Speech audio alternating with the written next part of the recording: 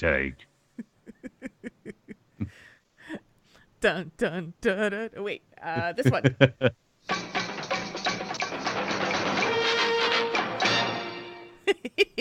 I don't know what you did, but I can hear the entire audio clip now. I did nothing. Maybe it was Skype deciding to pull its head out of its butt. I Maybe. maybe. I mean, let's not be too hasty here. But I I don't want to give Skype too much credit. Yeah. So it may not be them. Yeah. They haven't given me the many votes of confidence before. I'm like, yeah. No, I don't know. Oh, deep tweeting time. Yep, deep tweeting time. I can mute the channel. That has a parody song written all over it. Boot scootin' booty. Tweeting time. Let's see. Do you have that? Oh, hey, Pop Out is back. Oh, nice. Yay. I know it wasn't working in beta, and that was probably one of the things. Yeah, that might have been it. There we go. Tauren Think Tank just went live on Twitch. I know! I know, right? I know! Draven Dresden appears with a poof of smoke and crack of thunder. Poof of smoke, crack of thunder. Poof. Poof. Poof is a cool word. Poof. No, seriously, I did nothing to the soundboard. It just does this thing. I mean, Call your mother. Call your mother. I'm glad it works now, so now I can not fake dance through the intro. I can legit dance through the intro. Yes. So right off the bat, I don't know if he's watching yet, but if he is watching, happy birthday, Pa! It's Papa Jules' birthday today. Papa Jules' birthday. It's a birthday, happy birthday for the Papa. I don't know if he's here, but we'll see. We'll find out. Happy birthday from Triple T to you. Happy birthday, and also a big slash moo. Too many syllables. Too many syllables. One too many syllables. So here's a big slash moo. Hey. Moo. Moo. There we go. Oh my gosh. There you go. Oh, there's Custom, your Ole. Yeah, custom birthday things. Custom birthday. Custom, things. like, that could be a... Oh, hello, Garrus. I see him walking away. Is he walking around? Yeah. Mm-hmm. He's doing his little thing. He came and gave me a drive-by under the legs, and then now he's going to the bathroom. Love you, Mom. See ya. Behind me is the bathroom, so he's going into the bathroom. I can see him through the camera. Love you, Mom. Going to a party. Okay, bye. I don't know why. He just goes in there, and then he'll saunter back out in probably about 2 minutes. Yeah. I don't know where he'll go. He was sleeping in his little bed next to me, and then I woke him up when I went to go get those patches to show you. So and he was like, Mom! So we might get a Garrus in my lap. We don't know. It could happen. We might. Here he comes. There he is. Say hi to Garrus, chat room. I'm looking. Oh, there he is. I see him on mine. Yep. Dun, dun, dun, dun. There he is. Dun, dun, dun, dun. I did Draven, and I like it. Nice. I did. I like where you're going on it. He's got a song parody idea, I suppose. Yeah, it's a work in progress. I like it. Awesome sauce. Awesome sauce. I know, right? I'm tired too. Harbor, that's the road I'm thinking of. Oh, Harbor. Yes. Yeah, because you'll go out of the convention, go down to Harbor, take a right, and I'm like the third hotel down. Okay. That's nice. Yeah, you're real close. Real close. So that's awesome. Mm-hmm. Yeah, Yes. I cannot wait. It'd be so awesome to see what the... I'm just stoked to find out what the next expansion is. Right? I mean, there's been a lot of talky talk and a lot of speculation and a lot of possible this could be it, but Azeroth Roundtable is now auto-hosting you. Thank you, Azeroth Roundtable. Hey. Yeah, they're doing their big BlizzCon prediction show tonight. Mm-hmm. They are. I think they're gonna have Joss and Fist on. They will. So that's cool. I'm very happy. I'm very, very happy. Oh, hello, boatless man. Are you still wanting to be anonymous, boatless man? He showed up in Joss's chat room, and yeah, and I know who that is, but the chat room doesn't know who that is. So, yeah, we'll have the Windrunner expansion. Wow, Windrunner. Yeah. I can say who you are? That's my dad! Happy birthday, Boatless Pa! man. Happy birthday. Happy birthday, Papa Jules! Oh, yeah. Anonymous. That's my dad. So, okay. So my poor dad has had the worst time. He's had that account for like weeks. Probably like mid-September because I helped him set it up.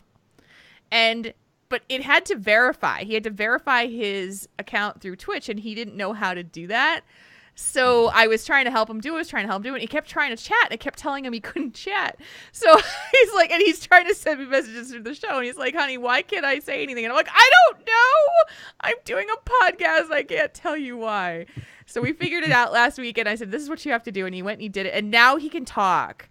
So Sweet. It is. So that is my dad. And it's his birthday today. And it was such an insanely busy day for both of us, and I'm like, I forgot to text dad because like it sent me a message like early in the morning to tell me, remind me, hey, it's your dad's birthday. Like I knew it, but then and then I just like I hit the ground running, and it was just like nice, Raven. That's good. Hey, Yeah, Dad, guess what? It's gonna snow tonight. Yep. Yep. It's going to snow tonight. I'm not pleased. I am not pleased. But I'm going to California, and I don't care. So I'm going to California. It's going to be awesome. It's like, yes. I'm wearing my HGC Finals jersey, sweatshirt. Hang on. There we go. Yeah. That's my HGC Finals. I'm ready for the finals. They're going on right now. It's pretty cool. And I'm wearing my Rhett and Link Tour of Mythicality shirt that I got in Dallas, but I'll talk about during Saturday, the show. right? Yeah, you talked about the show. I went on Saturday. Lots of driving. 10 hours round trip. Oof, that's not fun. Mm-mm.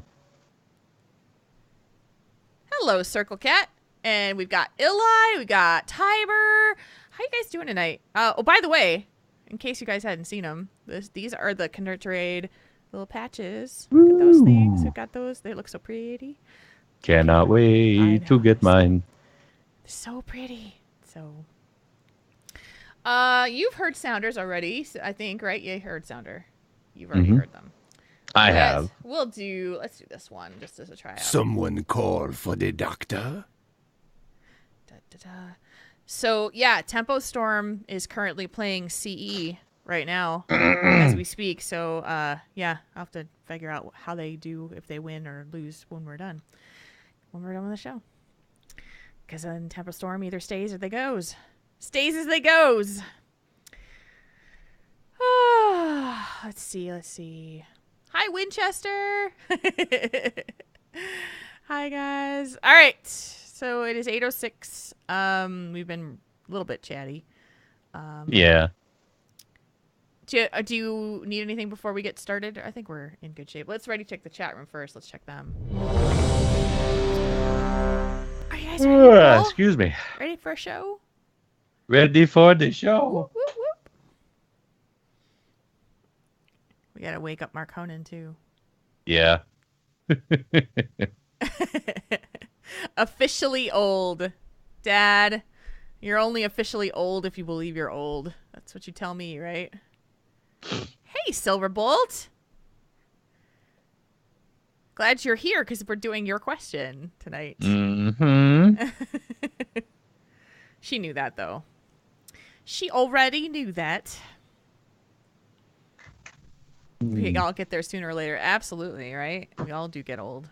It's just a matter of time. It's a matter of time and will, force of will to not stay old. Uh-huh. I will be right back. I forgot something. Take me 1 sec. Okay. Gotta go find it. Okay. Yoink. Gives you more time to stretch then. Ugh. Whew. Tomorrow it's supposed to be rainy and snowy and cold. It's currently 37 degrees in Minnesota. And it's cold. Like, I'm freaking cold already. And it's October 26th. That sucks.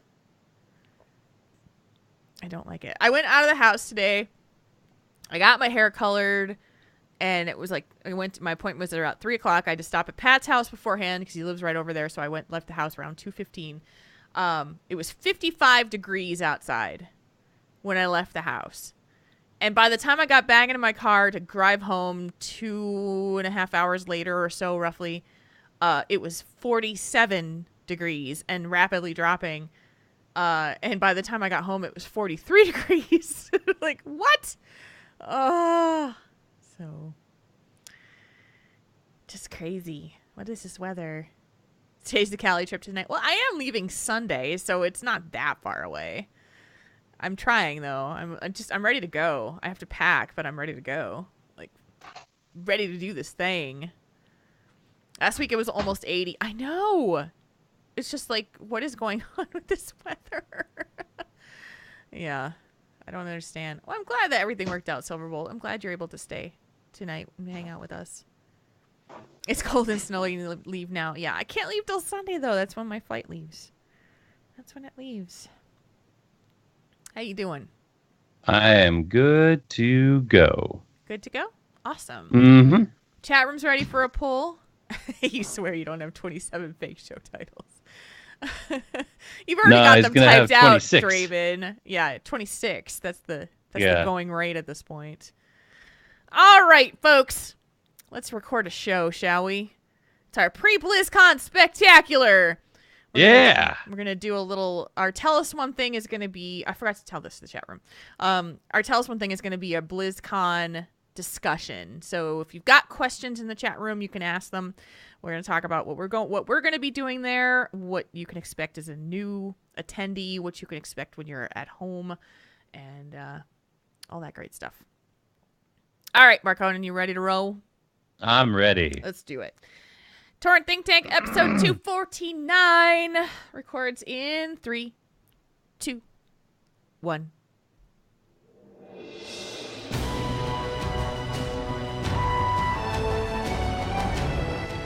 You're listening to Tauren Think Tank, the podcast about the Blizzard gamer behind the keyboard.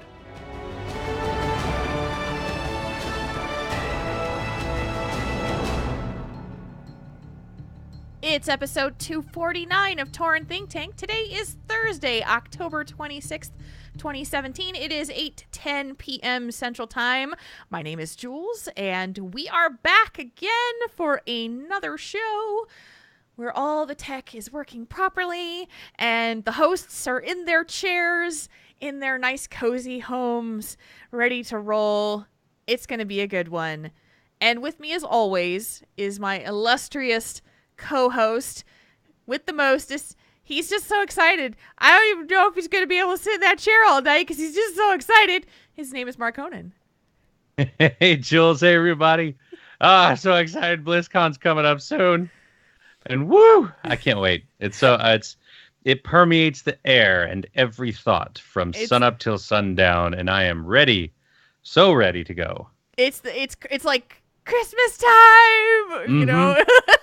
Well, it's that balance between I'm very excited, but holy crap, I don't have anything ready. And I have to just scramble to get, every moment that I'm not at work or asleep, I'm trying to get stuff ready to go. And I'm just like, but it's much like Christmas time, the big rush to get everything done. And then, yay, things are happening. Yeah. So, I'm so excited.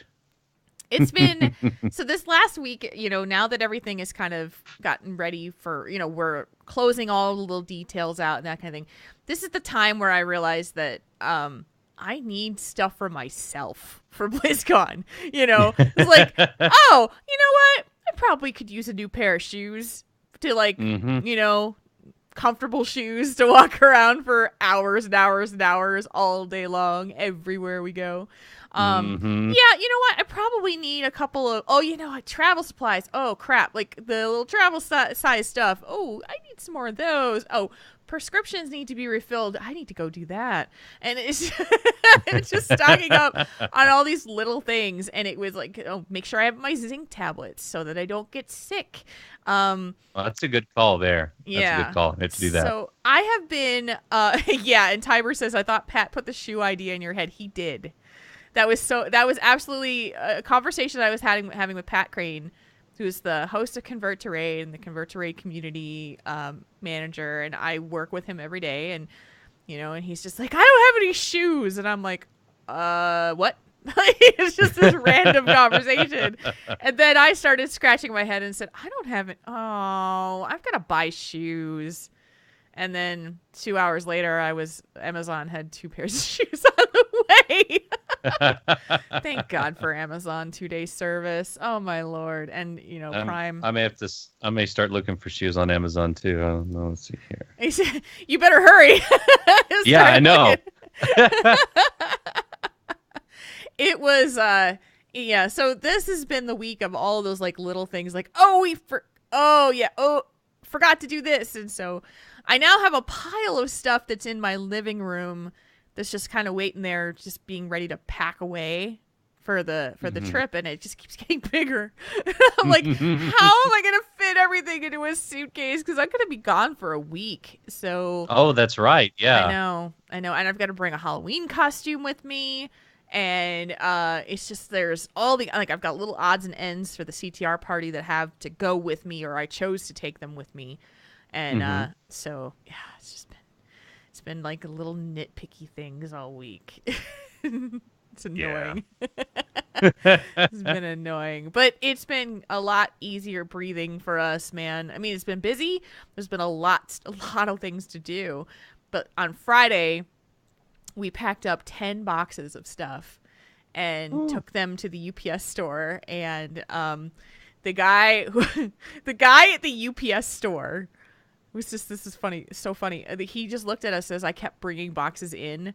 He's like, Pat drove it in with his car, and then they have a hand truck at the store that you can just like take and go out to the car and bring it back. And I just kept coming in the door with more boxes. This poor kid, he was probably like 17, 18 years old. And he looked at me and he was just like, whoa. And then he's like, I don't think I've ever shipped this many boxes at one time. And he kind of looked at me like, this is going to take a while.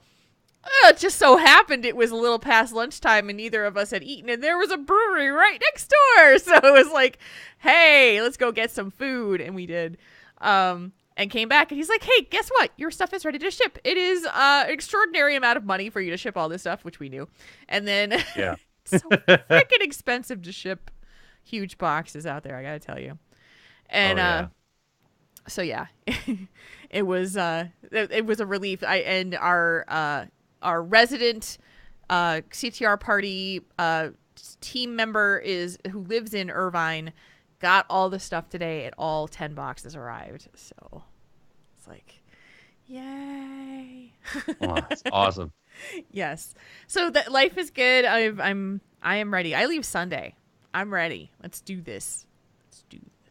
And I leave Tuesday. I think it's Tuesday. Is it Tuesday? Yes, Halloween. Tuesday. Yeah. You leave on Halloween. So excited. Never flown on Halloween before. It's probably not going to be like any of the other. It's probably going to be just like all the rest of the days. Yeah. But still, it's kind of cool just to be like, oh, it's a holiday and I'm in the air. This is weird, different.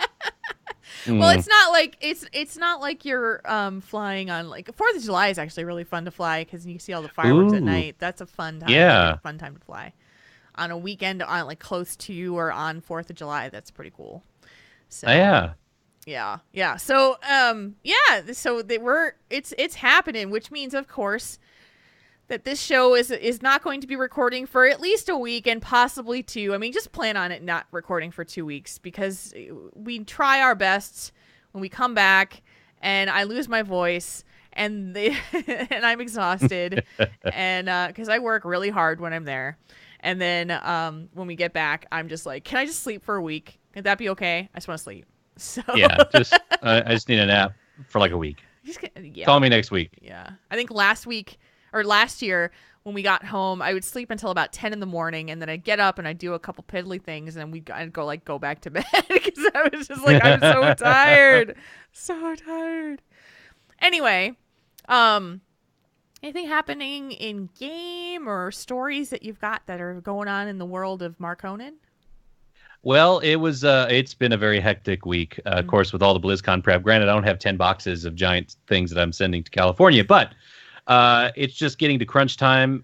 Work is starting to speed up for the holiday season, and I'm not going to be sleeping much for the rest of the year after I get back. Yeah. Because they're opening up extra shifts, additional shifts and extended shifts, and I'm like, sign me up because I like a paycheck. So we'll keep on trucking, and it's going to be a good time.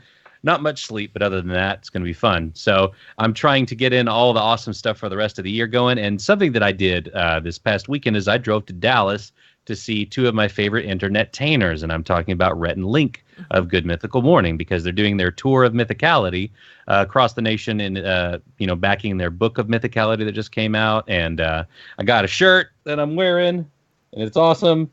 And we sprung for the VIP package when the tickets came out in May as a belated anniversary present for my wife and I. And so that got us front row seats, a goodie bag, a signed poster, as well as a meet and greet after the show. That's cool. So, yeah. And if you go to my Twitter, you'll see a picture of the four of us. And Rhett is 6'9", I think. So he is tall. And I look very, very short compared to him. And I'm standing right next to him. And so you're like 6'3"? Almost 6'3". I'm like 6'2" and a half. I'll take the half because I'll take that half inch. Yeah. Yeah. So but it was very cool. We kind of blew their minds because a couple years ago for the Back to the Future Day, October 21st, 2015, they made a special edition shirt that went, proceeds went to a foundation or whatever. So my wife wore that shirt. Well, Saturday when we were there was October 21st. It's the same day. Yeah. And we were talking to them, and they were like, yeah, we really like your shirt. And she's like, yeah, it's today. And they were like, they looked at the shirt. They looked at both of us. They looked at each other, and they're like, whoa, we didn't even know it. So we blew their minds for a second. And it was a lot of fun. They are great live. The skits were funny. The songs are great. They're great musicians on top of that. And they're two of my favorite YouTube personalities. And just getting a chance to, geek out and be nervous meeting somebody like that, it was just really awesome. So we got to take in a little bit of the sights of Dallas. And also this past Tuesday, yes, I was able to attend Facepull, one of the CTR guilds, or CTR raid teams, and they were kind enough to let me die needlessly in the middle of a heroic kill Jaden kill so I can get my head of the curve feat of strength. Aww. So I got knocked off by the little orb that knocks people back. I was trying to catch an Armageddon. I caught the Armageddon, and I'd used both my blinks because I have the double charge on the blink. I blinked twice to absorb the Armageddon, and then the thing knocked me off the edge because I couldn't blink back to not get knocked off. And so I just fell off the side of the Centenax or whatever that ship is that takes us to Argus. And so I'm like, well, and I died 10% of the fight in. So I'm just sitting there okay, well, let's see how it goes. But yeah, but it went really well. And I got 2 pieces of loot. I got loot, and then my bonus roll got me loot. So that's double awesome. loot time. Yeah. And so all right, and our good friend Sal was also one of the people who got carried in there. And it was a lot of fun getting to see the fight on Heroic. So big shout out to everyone in Facepull CTR. I think it's Lonnie Sararum. Lonnie Sarium, yeah. Lonnie Sarium. She's the one who contacted me and got me in there. So big shout out. I'll give a /moo to them later in the /moo section. But it was awesome getting a chance to see that fight and see a bunch of guildies that I don't normally see too much of, just because I'm hardly ever raiding or anything. I'm usually just going after mounts and stuff like that, like the usual, You'll get to see Lonnie next week. She's going to be at the party. That's right. Mm-hmm. That's right. I can't wait. I will give her a thank you hug when I see her next week. So and pretty much anybody else that wants hugs when I'm there. Uh-huh. So it's going to be So yeah, it was pretty cool. Got a couple of extra mounts, but I always tweet about those. So if you want to see my screenshots of me riding the new mounts that I have, just my Twitter is the best place for that. So lots of new mounts as they go. Thank you, Argus, for having like 1,700 mounts for me to collect. Where's my time gone? Oh, that's right. Farming mounts. Farming mounts. So yeah, that's awesome. That's mainly the big things for me. Doing some more crafty stuff, trying to get some craft stuff done before BlizzCon. So yeah, we'll see how it goes. But that's about it. Awesome. Well, how about you? Well, I kind of gave you the rundown on my stuff. That's true. And I'll let you guys know now what the structure of the show will be this week.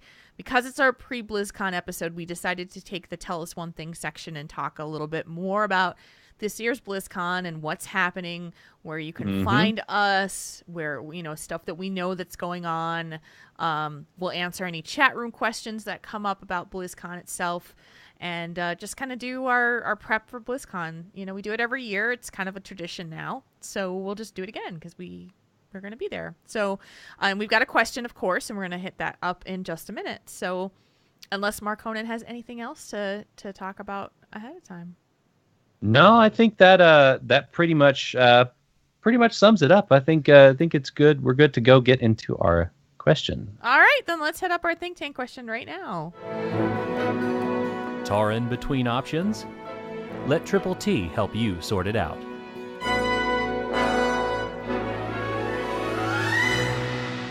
It's Think Tank time with a question. Think Tank time. With a question from our audience.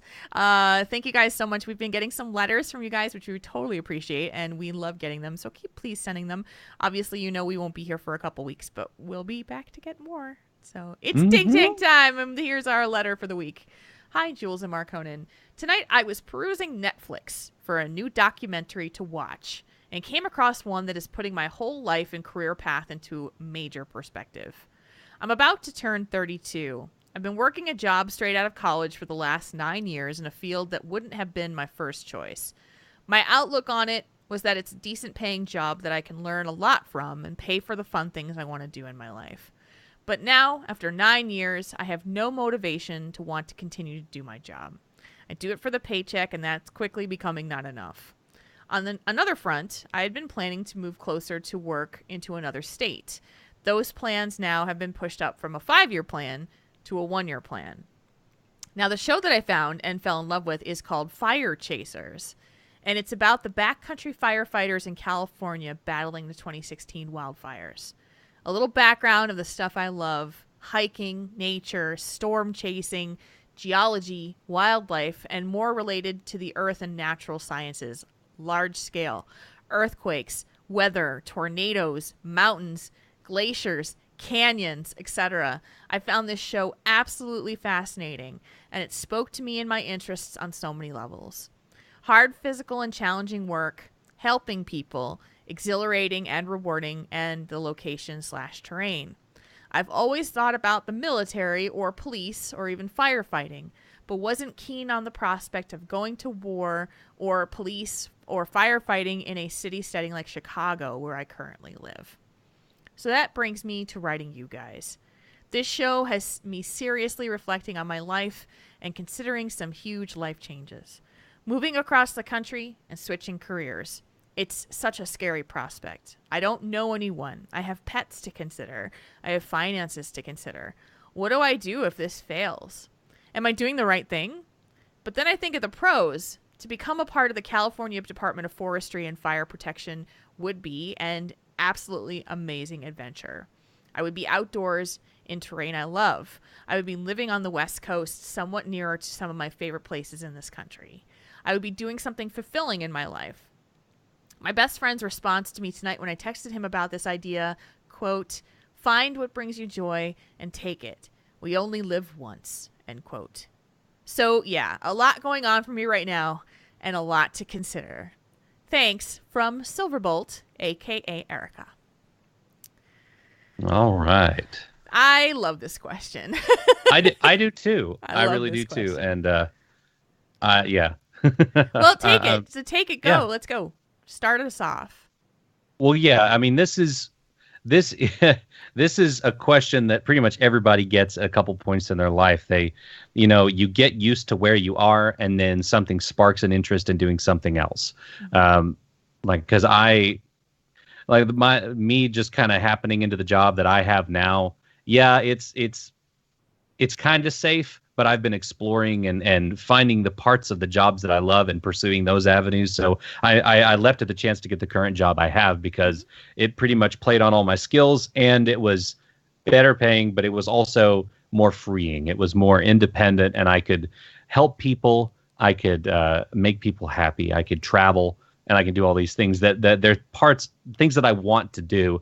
And I tried to find the easiest path for me because I also have parents. I have I have parents to consider, but also pets. One sec. Sorry, I've been phlegm and stuff. So I've got pets. I've got family to consider.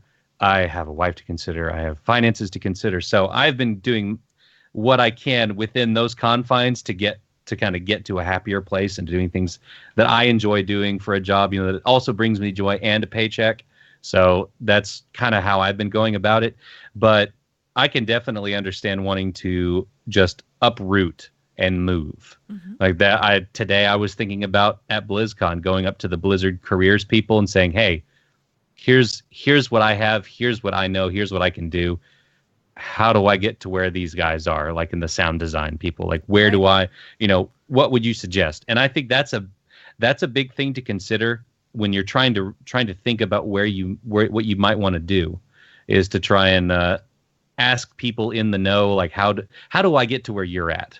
What do I need to look at? Do I need to take classes? Do I need to go get a degree? What do I need to do to get this? Because it is a big change. There's a lot of things you do have to consider. And I'm glad you're considering them because, it's one thing to uproot your life and just shoot for the stars. If you miss, you're out or shoot for the moon. If you miss, you're out among the stars.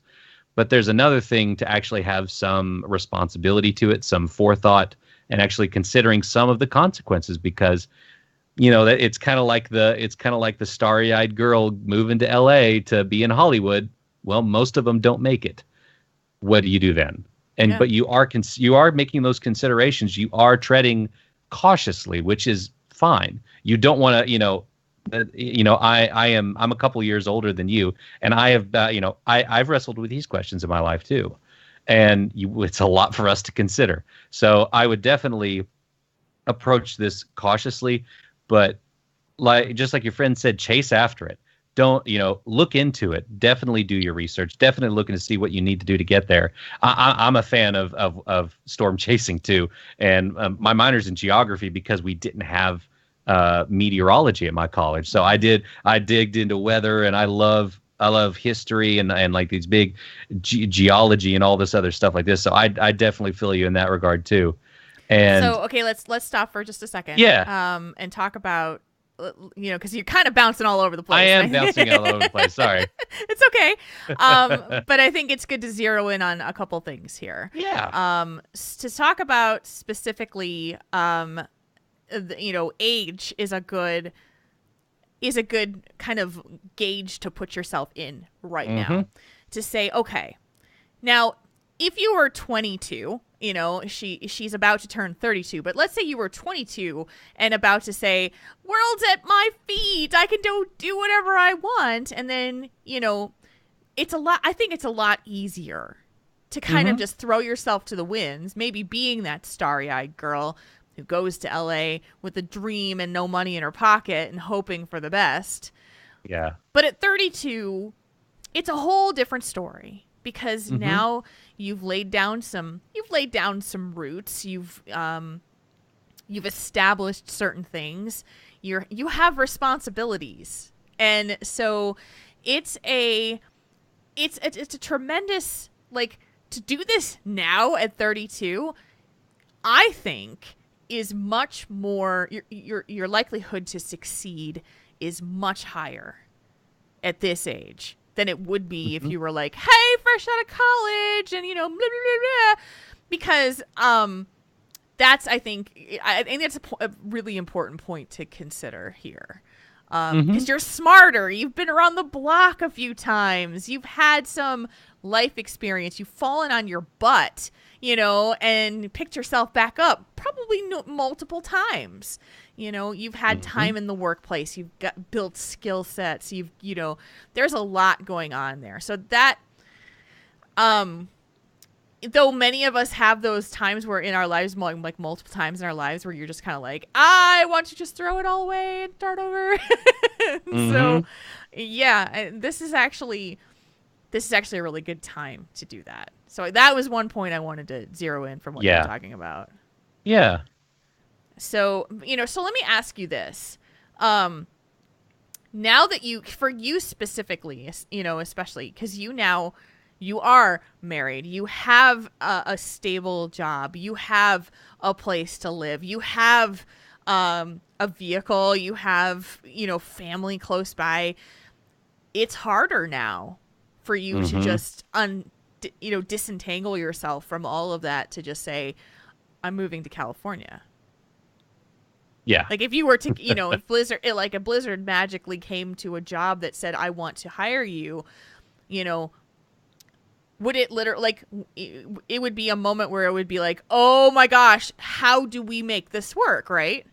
Yeah. This is the dream, but it's not just you to consider. Mm-hmm. Yeah. Yeah. And especially thinking about my pets, like to make sure that they were taken care of and how do I get them across country? There's all those things to consider as well. Yeah.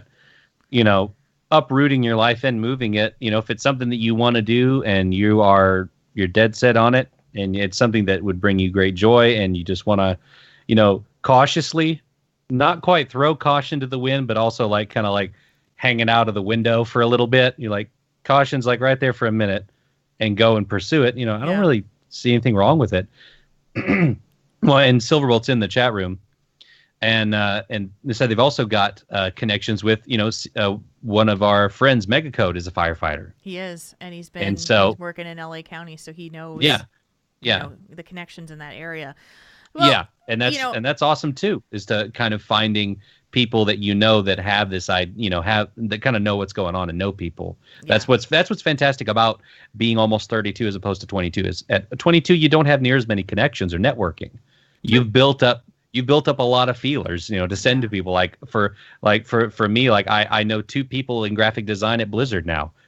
I know them, they know me. So if I ever wanted to kind of have an in, I have people in the area. So, at 22, I didn't have that, we didn't know people. So it's just, it's almost seen as a better for people who have a little bit more work experience and more, I know Silverbolt said they had more experience in management as well. So that shows maturity. That shows ability to, you've got all these good skills, and that really shines through to people who might, be your employer and people might apply for these jobs. Yeah. So, here's my perspective on this entire email and this entire thing.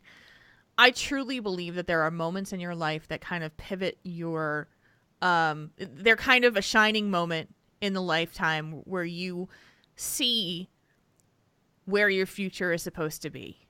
You see what, you see what the potential is. You see, and it can come from anything. It can come from a Netflix documentary.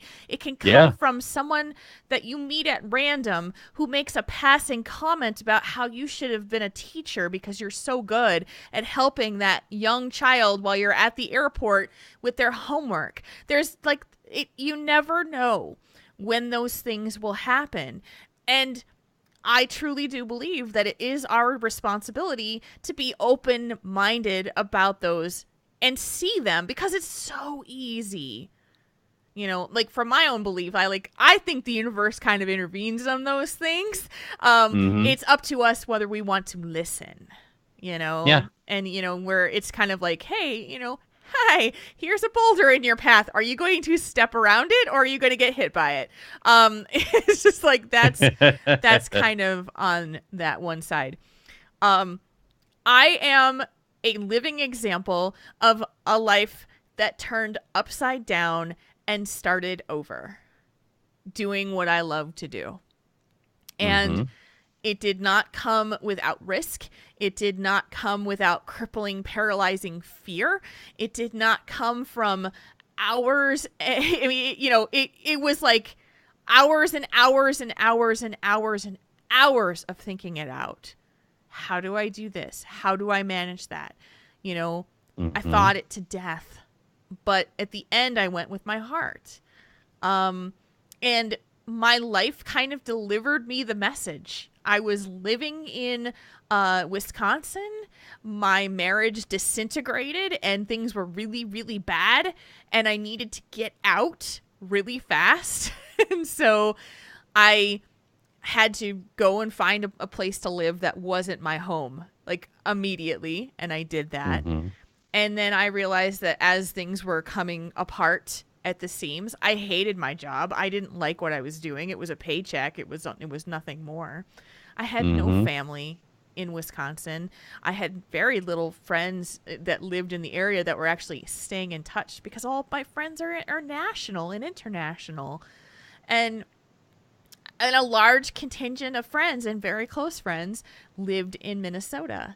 And it just turned out to be this kind of delivered message to say, you need to do this. And then all of a sudden it was like, here's a job offer for you to pick up your life and move to Minnesota with a very anxious cat who doesn't want to be in the car for 4 hours and a lease that's still got 6 months left on it.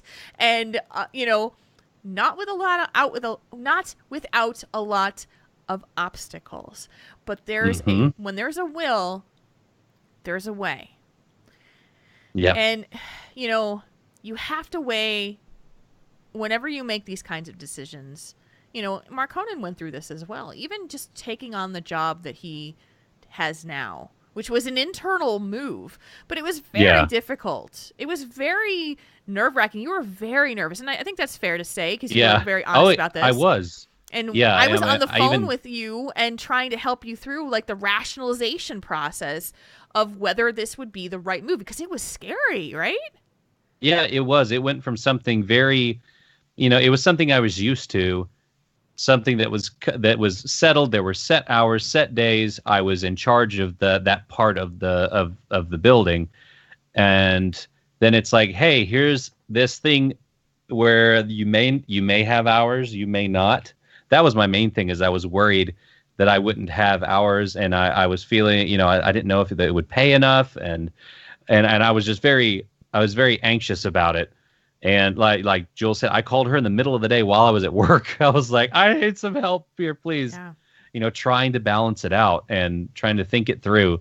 And in the end, it was a good move because all of my worries were the exact opposite. I've had 1 week where I haven't had overtime, and that's because I had to burn hours because my PTO was resetting. So I had to take a light week. Yeah.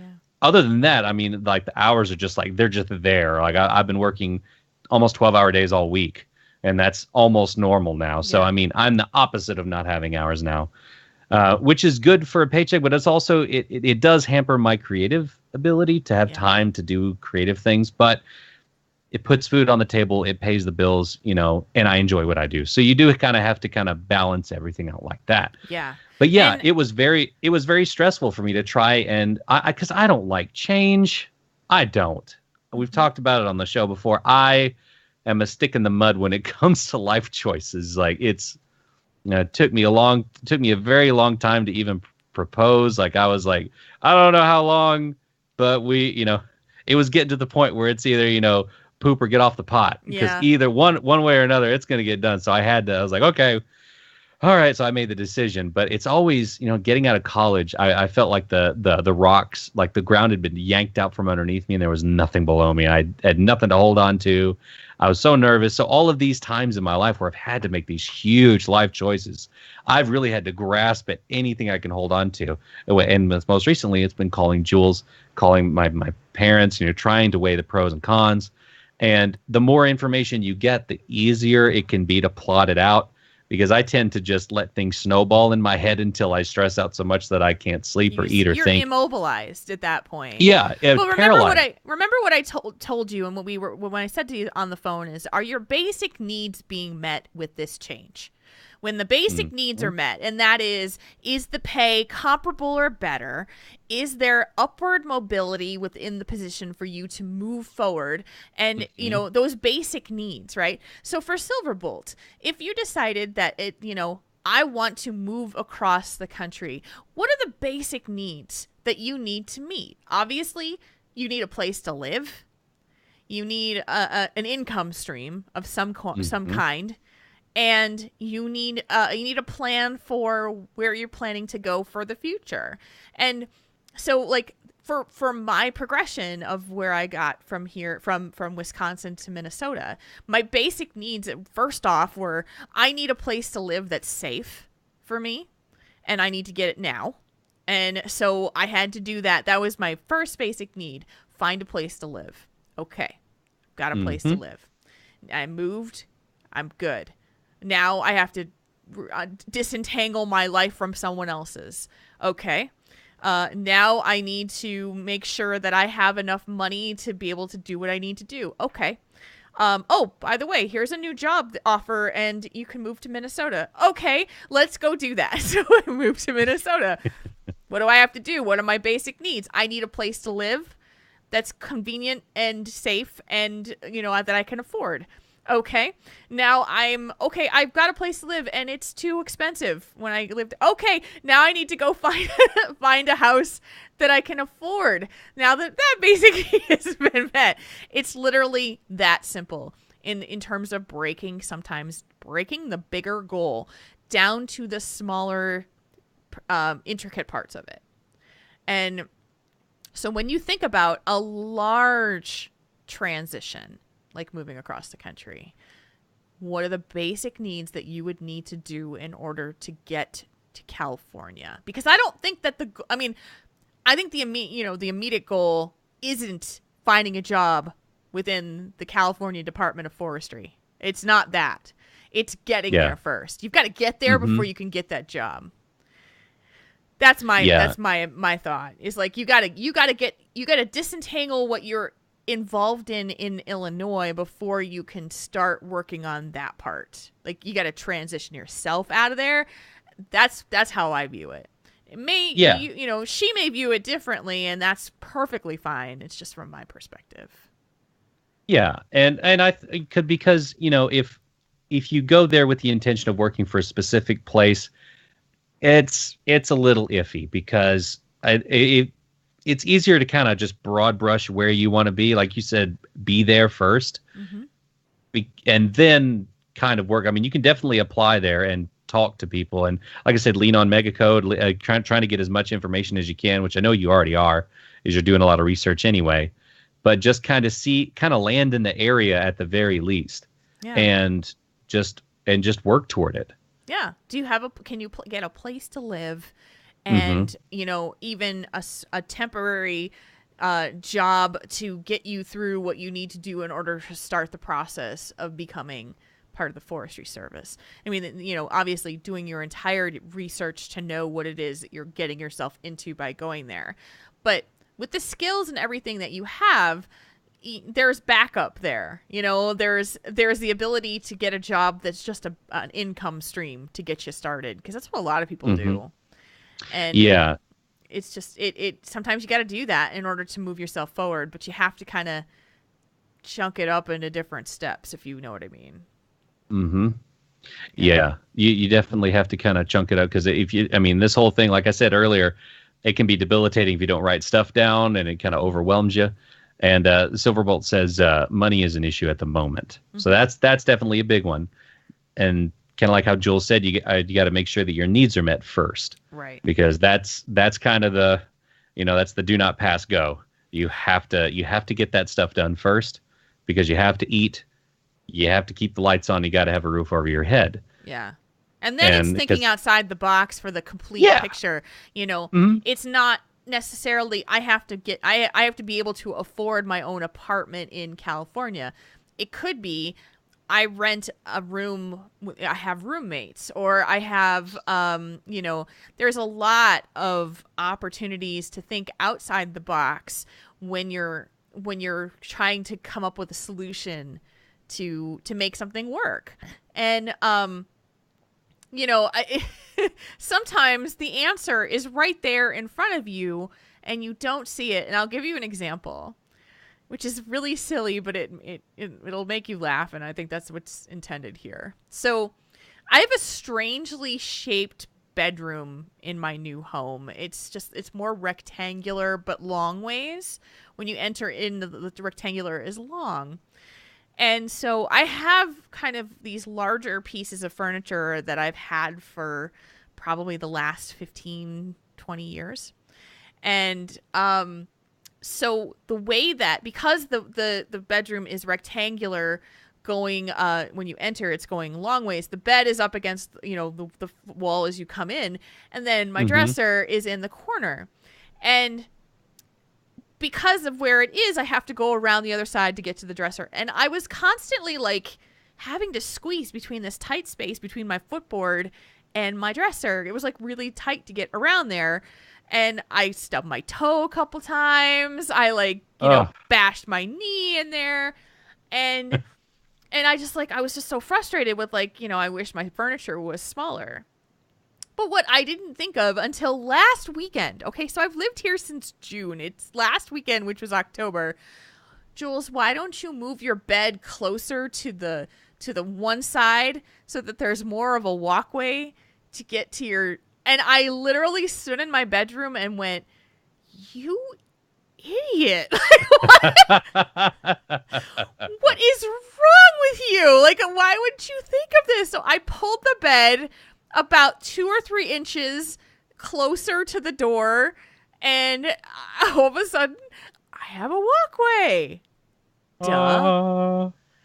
And I'm not stubbing my toe, and I'm not bashing my knee. And I'm like, but that answer was literally right there in front of me the whole time. If I had just stopped to think about it, but I hadn't. And I kept I kept doing the same thing and regretting the same problems of what if my dresser was smaller? No, move your freaking bed, girl. You've got the room. There's plenty of room. Oh.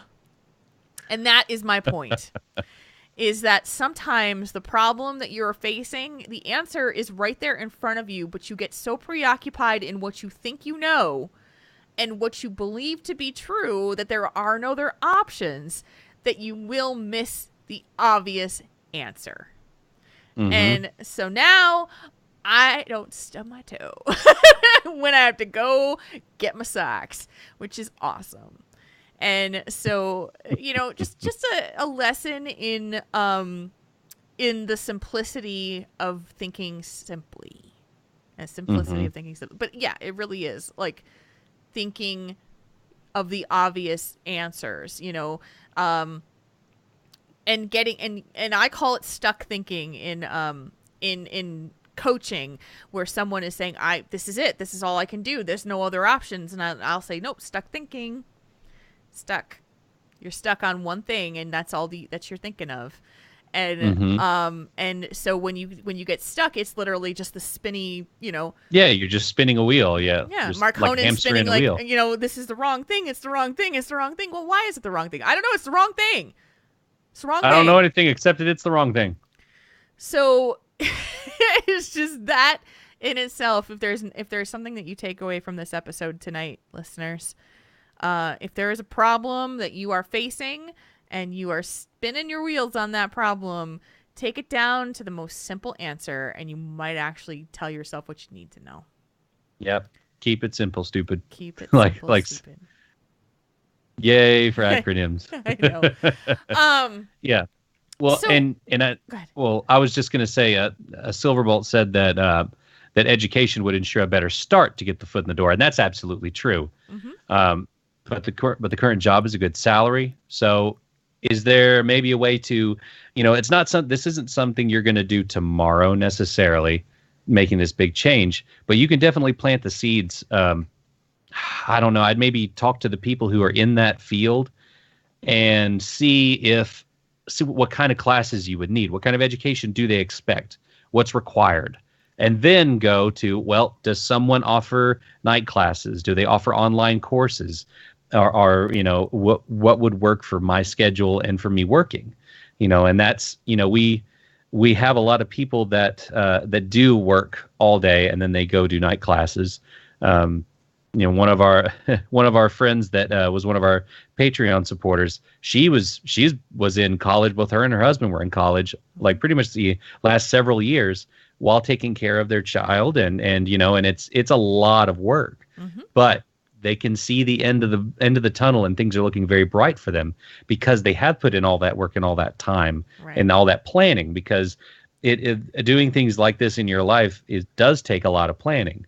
So small moves. Sometimes all it takes is a lot of small moves. Yeah. So, well, the one thing I would also say too is before you do anything, get an informational interview with someone in the job.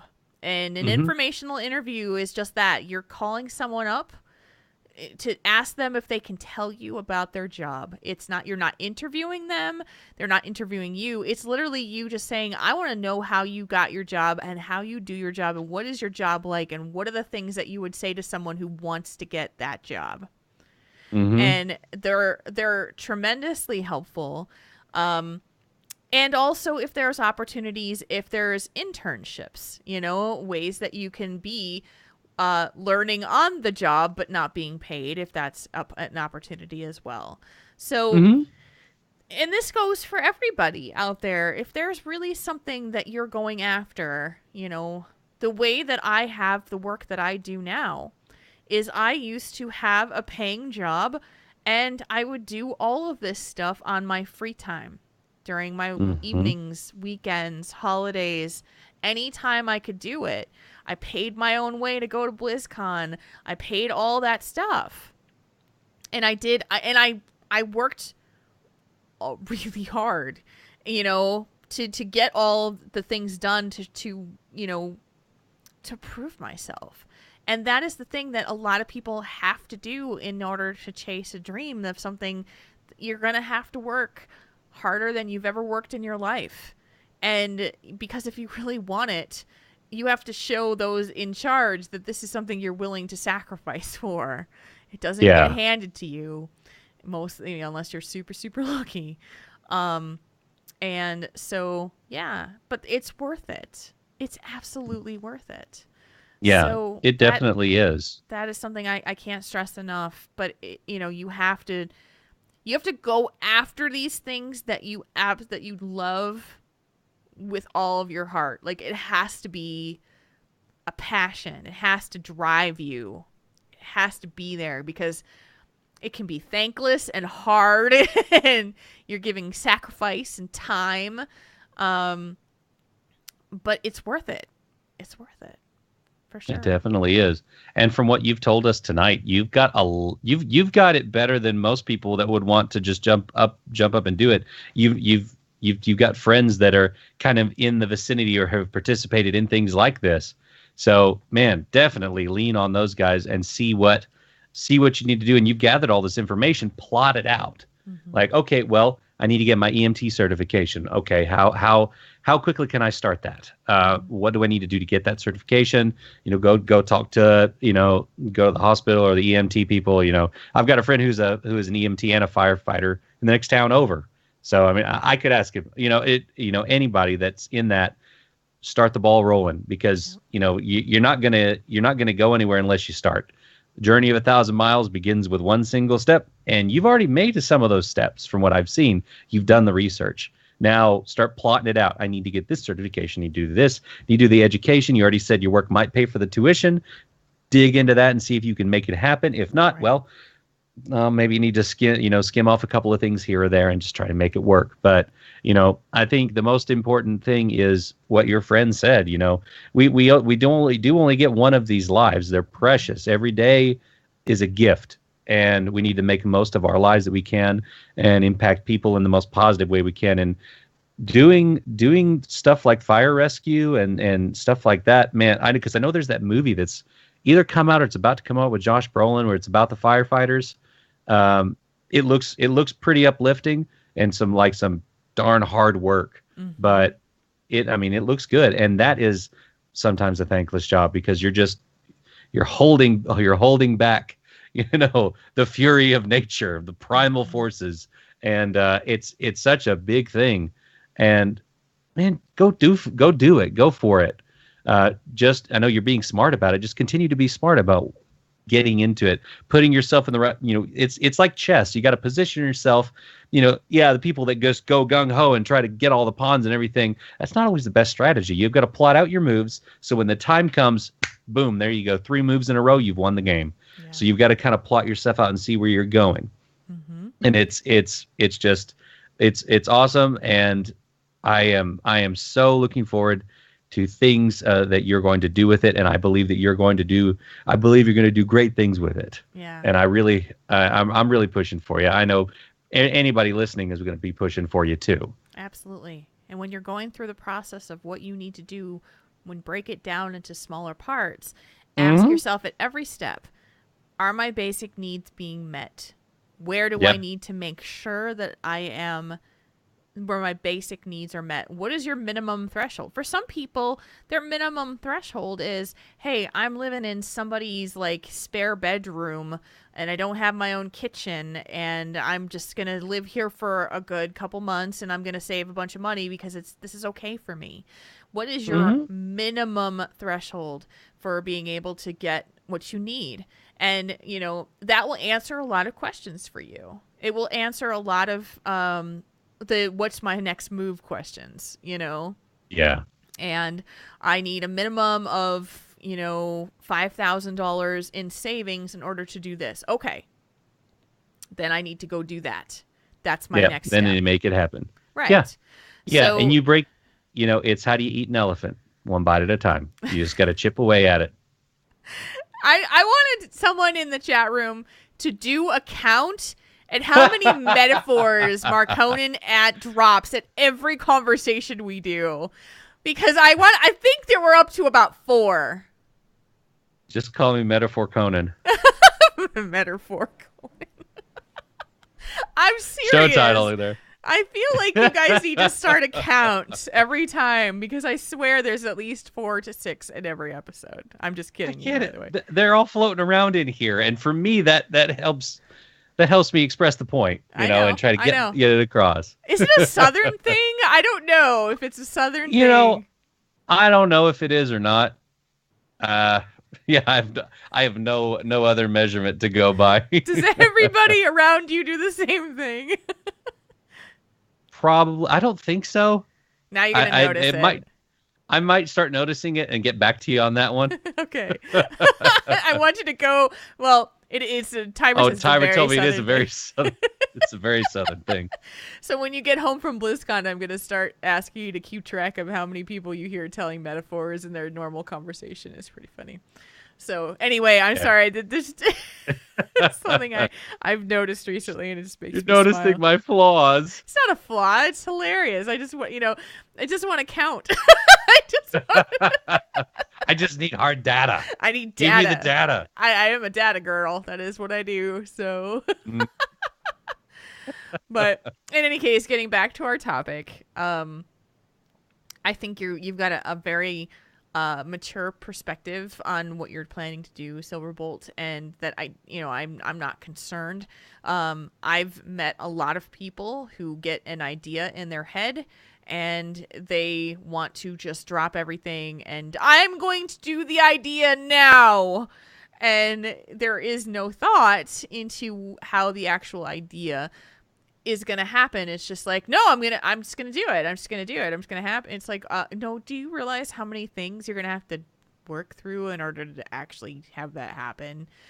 Yeah. And a lot of times that comes with people who are very impulsive and very and not rational, not logical.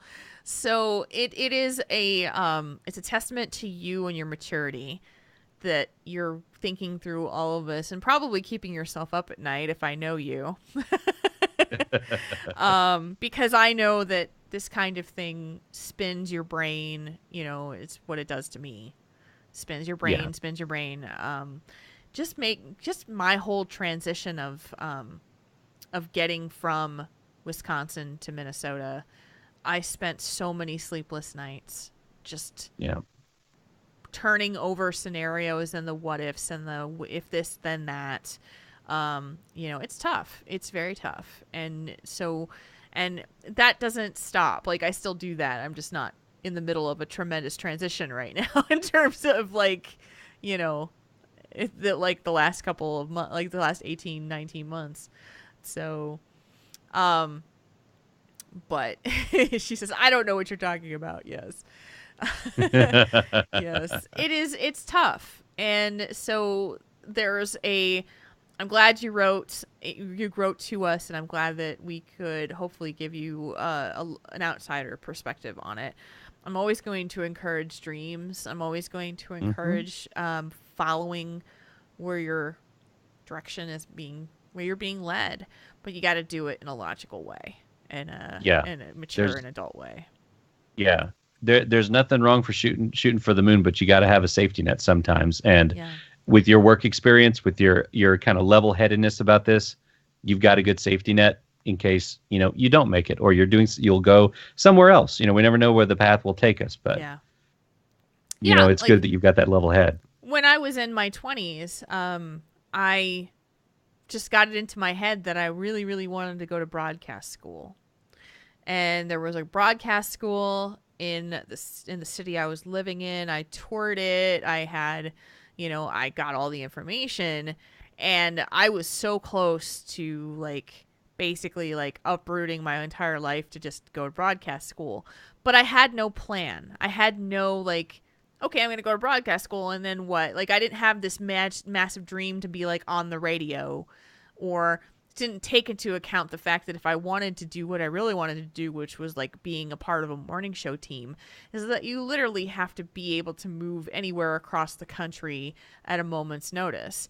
And I didn't have that luxury. I was, you know, I was tied down. I had a life. I had roots. I had things where, you know, I had a partner. You know, it was just wasn't possible for me to just do that. And I didn't think it through. And I turned out never went through with actually going to the school, and it was devastating, but it was the right decision. It was the right thing to do because, you know, I was just like, I was going to like throw everything to the wind and not think about where I was going to land. And sometimes that's okay. Like sometimes you can just do that and say, I'm going to let the progression of things go where they are. But my basic needs weren't being met. It wasn't. Yeah. That was the bottom line. You know, I was going to put myself into probably a tremendous amount of debt for really no plan. So, yeah. Yeah. Well, and, you know, there's three answers to questions and prayers to the universe: either yes, no, or not yet. So, in that case, with your broadcast school, it was not yet. You know, you'll get there eventually, and it's going to be a different path. Yep. But you'll get there. You'll wind up coming around to it. I didn't know that then. No, I didn't know that then, but exactly. So, but it turned out to be the right thing for the time. So, it's it's something to really think about when, you know, especially if you are someone who has the tendency to have more impulsive reactions to things like, you know, I want to do this. And because I see a lot of people out there who are like, I'm going to do the thing. And then they throw themselves fully into the thing. And then the thing doesn't keep them going the way that they had planned it to do.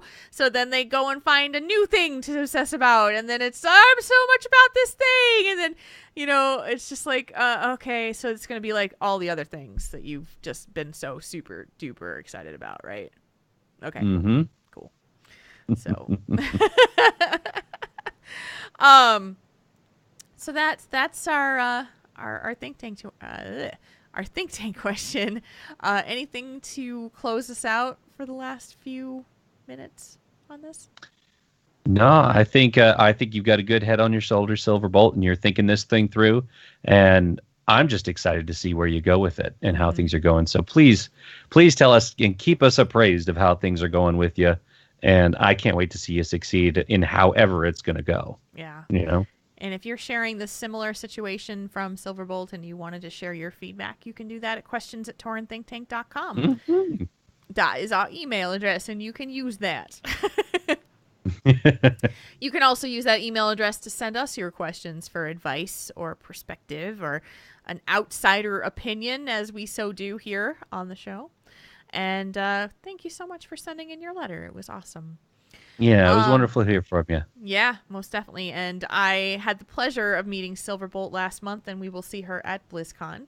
as well. Sweet. So, yes. So speaking of BlizzCon, we're going to jump into our special Tell Us One Thing, I guess, which is going to be telling you a lot of things about BlizzCon. We read your submissions because reading your mind would just be creepy. Chat room, it's your turn. If you would like to add any questions to the chat room about BlizzCon, we are happy to answer them as we go through. But we wanted to talk a little bit about BlizzCon, about what we will be doing there, and our general tips and tricks for those who are coming for the first time, or maybe just this is their early time, or if we've got veterans in the chat room who've been there numerous times as well, and they can certainly share their tips. But okay, so here's the thing about us. Number one, as we say every single year when we do this show and we do our BlizzCon preview, if you are a fan of this show and you want the opportunity to come say hi to us, we welcome you with literal open arms.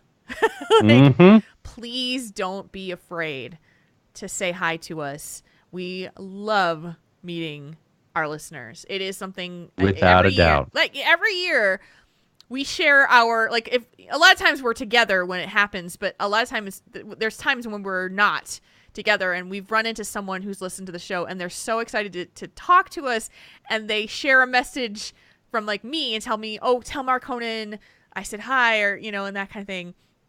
It's like the best. It's the best. It is. It's so energizing and so powerful. It really is. It's just so cool. It definitely is. So please if you do want to meet us, please by all means don't get scared and say no, or don't and just like, oh well, I wanted to, but I was nervous. Don't be nervous. I was nervous first time meeting Jules. After that, after like 30 seconds, you're okay. Yeah. So if it's you just that you can hold on. If you can hold on for that 30 seconds, you're okay. So I was very starstruck and nervous the first time that I met Jules, because she called to me and then sat down in the Hilton lobby, and it was Pat Crane, her, then me, and I'm like, holy crap, I feel awkward because there's two awesome podcasters sitting next to me. This was 2013. This was 11 months before joining Triple T. Yeah. So yeah. This was, that was crazy. It's mind blowing, and the thing about it is, like, if you don't know what to say, here's my tip for an intro for everybody who you meet. If you're, so like, here's me meeting Jay Howe, who is one of the casters, and he doesn't know who I am. I've never spoken to the guy in my life. But I've walked up to him and I'm like, hi, my name is Jules. I love what you do. I'm really a big, huge fan, and you're awesome. That's what I did. That's all you gotta say. And so, like, but if you are someone that we have interacted with, like in our chat room or on Twitter or something like that, tell us who you are. So, like, I've had people come up to me, hey, Jules, I'm so-and-so from Twitter. And I go, oh my God, like, I remember you. Or, oh my gosh, it's so cool because we've talked in the chat room, or you've been there and you're there every week. Mm-hmm. And if I don't remember who you are, it's not your fault. It's like, it's totally my fault because I'm dumb. So, but tell me who you are, because I want to make that connection. Yeah. And say, but that's all you have to say is like, hi, I am so-and-so. I'm on Twitter and I love your stuff. That's all you gotta say, and then we'll take it from there. We'll help you out. I promise you. Yeah. Promise you. Yeah. We'll help you out. Buttress in the chat room says, hi, Jules. I'm the Buttress. Can you say hi to me quick before I barf on your shoes? No. No. And when I met Silverbolt, yeah, she said she gave me the biggest hug her mom captured. That was so sweet. And because I met her just last month at the Renaissance Fest at Minnesota, and it was awesome to finally meet her. And we're just, this is like, these are people just like you. Like, it, when you say like big, huge podcaster, like, I'm sitting there going, it's just me. I'm super awkward sometimes, and it's just me. But you have this different picture. And like, I walked up to Chris Metzen when he was there, and I was just like, "Hi, Chris. My name is Jules. I really like. I just love Blizzard stuff, and thank you." And I get nervous too. Yeah. But it's well, weird. that's kind of my wife was super nervous to meet Rhett and Link this past weekend, but I was like, "Honey, it's just two guys. Let's just walk up and do it."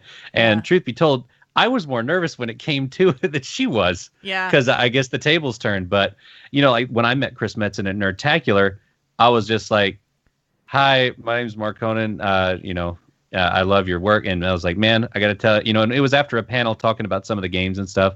And I was just like, "Man, I got to tell you, Mr. Pandaria is my favorite expansion. I love what you guys did with it. You guys were amazing.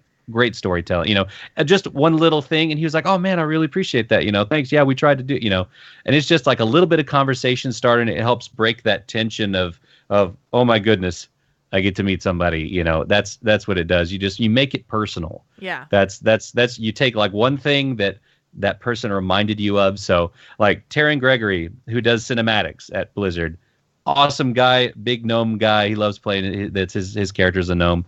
And the few times I've met him, I'm like, dude, this point in this cinematic crushed me. I loved it. I was a ball of mush. You guys are amazing at invoking the thing. And the music, and he's like, "Oh, dude, the music." My buddy, John over here, he's the one who did the music. And if you'll notice, and he went into this whole conversation that he probably wouldn't have told like 4 other people at that whole BlizzCon about the little intricacies of music or something. Like, tell them a way that one of your passions relates to them, and you might learn something. Like when the first time I talked to Russell Brower, who was the head of the music at Blizzard, I was like, "Man, I just want to tell you, I love your work. I play bass trombone, and I am excited." He's like, and that was when they announced Warlords of Draenor, and he's like, "Yeah, man, we've got like 6 bass trombones in the orchestra for this one because it's got to be angry." And then he told me a story about how their last take of the recording session was the one they went with like the music, because they were tired and they were upset and they were hungry, so it came through in the music. And that's one of those stories he's probably not going to tell a whole lot of people. Yeah. So make it personal, make it something you're passionate about that you can relate to them over, and man, they'll crack open wide open and tell you stuff. It's a good way to be relatable and be memorable too, because if you're just, "Hi, I'm John, I love your work. Hi, I'm Jill, nice, I like your work," it can blend together. But like I said, make an impact, make it personal and talk to them. Make it I totally understand how hard it is to say to somebody, say hi to somebody who you admire. There's someone I want to meet at BlizzCon that I've never met before, and I'm super nervous to like introduce myself, but I'm hoping that it'll be fine. Like, I'm still super nervous about it because it's just like, oh my God, and because I get nervous about this stuff too. So, but here's the thing. We do this because of you. We do this for you. So we definitely want to meet you. And if you ever have that rare situation where you've met a content creator that wasn't really that cool, that is so rare. Like, most of the time, content creators are super excited to meet the people who listen to their stuff. So just that side. So here's how you can see us if you are going to BlizzCon. Number 1, Con Before the Storm. We're going to be there for a good chunk of the night. So and late into the night. In my case. Late into the night. Goodness. So you can find me during the meet and greet at 7 to 7:45 at the CTR party table that's going to be in the meet and greet section. You'll also find me at 9 to 9:45 with the Convert to Raid gang for their meet and greet session. And you will find Marconin mingling around for a good portion of the night, most likely. Yeah, and I'll be wandering. Yes, and he will also be on the Warcraft panel, which now I just heard about this, and I don't know what that means for everything. But Con Before the Storm now has both ballrooms again. They were given a financial backing so that they were able to get both ballrooms instead of having to separate things. So I don't know if they're doing what they did last year where they had the panels in one ballroom and the meet and greet and the art stuff on the other one. So it's hard to say. You'll just kind of have, but Marconin is 11 o'clock to midnight at that Warcraft panel wherever they're holding it. Yeah, wherever that is, that's where I'll be. Yeah. Yeah. We're a little late into the night, but I think that'll play to our strengths, I think, because I'm a night owl. So yeah, so it's gonna be late though. Holy crap. I don't even know if I'm gonna make it that late. So we'll see. So we will be there. And that is at the Hilton. So if you are new to BlizzCon, you go to the convention center. There are 2 hotels that are right on the property with the convention center, the Marriott and the Hilton. And you'll go to the Hilton for for the Storm. You'll also go there for the CTR party. And they're actually, I believe, on the 2nd floor, just like we are. If you go up the escalators that are inside the bar, there's escalators that go straight up, you turn left, and that's where they are. So, and there should be signs. So, plenty of signs. Yes. So that's Thursday. And I will be carrying around as well. If you are someone who has gotten a lanyard from me, I have your lanyards. They will be with me. And I have some extra stuff too. I have some additional pieces of jewelry that I just made special for BlizzCon that will be for sale as well. So if you want to see some of my chainmail stuff, I have some with me. I'd like to do more, but unfortunately my hand has been really sore. I think it was when I fell out of the shower, I wound up hyperextending my my thumb. And I worked all weekend last weekend to finish up the last lanyard and some other stuff. And by the time I was done, my whole hand was just swollen. And I'm like, all right, time to rest.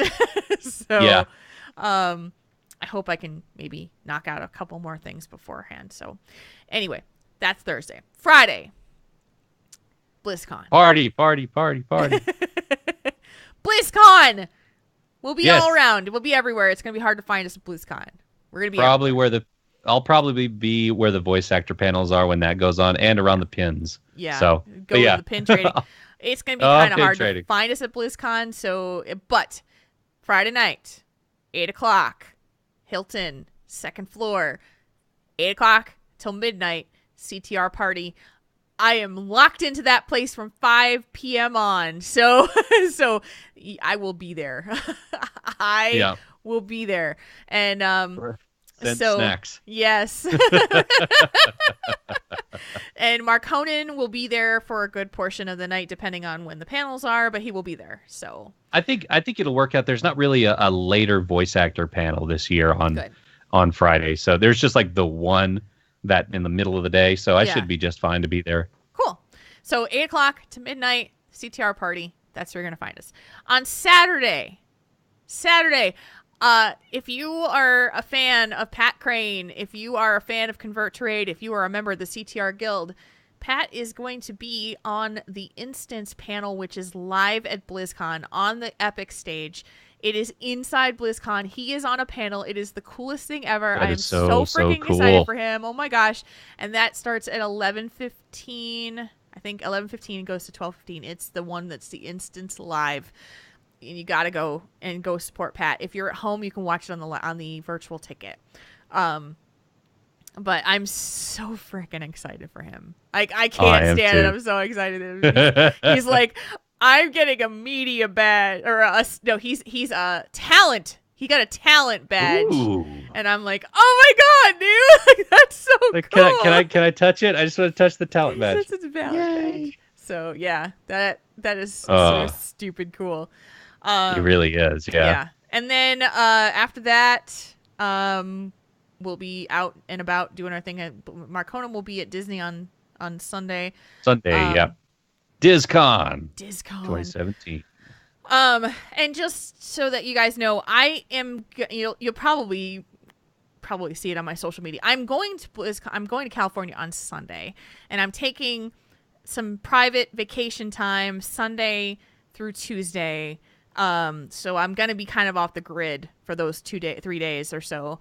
And then I resume my BlizzCon mingling and duties and all that stuff on Wednesday and goes the rest of the weekend. So I'm just taking a little bit of recharge time, a little private time, and doing some things. So if I'm going to be in town, but I'm not going to be available to get together with anybody, just so you know. Yep. MIA. I'm shutting off my notifications. I'm going to have a great time, and I'm not going to be available for 3 days. Nope. Nope. So yeah, That's You're gonna be roughing it for 3 days. Right, and it's gonna be amazing. So anything that I missed for like appearances or things that you'd be at? That's really it. I mean, I fly in on Halloween, but I'll be in the area starting Wednesday. Yeah. So I'll be around on Wednesday, and it's can't wait. Nerd Christmas. Nerd Christmas. 6 days of Nerd Christmas. If you are new, if you've never gone to BlizzCon before, my top tips for you going to BlizzCon: pack comfortable shoes.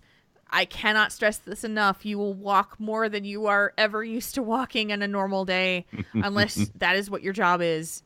But if most of us are desk nerds, and you will be walking on your feet for a very long time.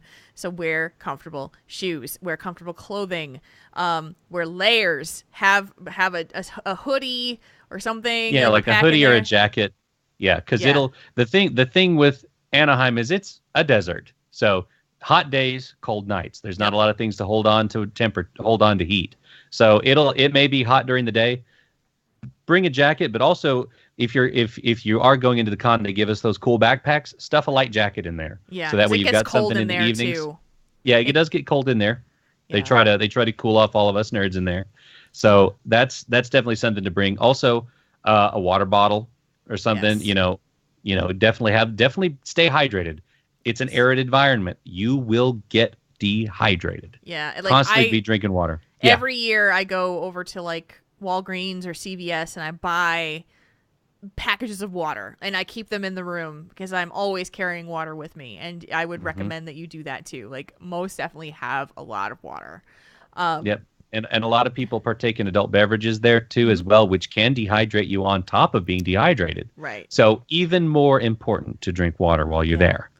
I recommend bringing zinc tablets that you take throughout the weekend because, man, you're going to be around a lot of people, that will get you sick. So I do that every year. Beware of patient zero. Also, Draven said a 5-gallon jug of Purell. Yeah, any kind of keep washing your hands. Be very aware of just washing your hands because thousands and thousands of different people touching every little thing. It's easy to get sick after a con. That's why they call it con crud, because it's so prevalent. Yeah, so just definitely do that. Here's the rule: don't touch your eyes, your nose, or your mouth. Don't touch your face at all. Yeah. Unless you go back to your room and disinfect your hands first. Don't touch your face for the entire time you're there, and you should be okay. Like, it just, I've seen this over and over again, and it's just like, that's where you transmit all the bugs to yourself. Don't touch your face. Also, deodorant, personal hygiene is important. Take a shower every day. Yeah, take a shower every day.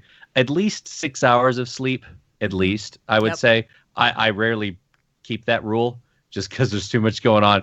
But try to get at least a little bit of sleep because you don't want to just be dead to the world and miss something or oversleep. Coming back at 5 a.m. Oh, no. Man, it's just, there's so much to do. But it's just, at least, Draven, I know you don't sleep at all, so this rule doesn't apply to you. But for everyone else, at least strive to get 5 to 6 hours of sleep a night.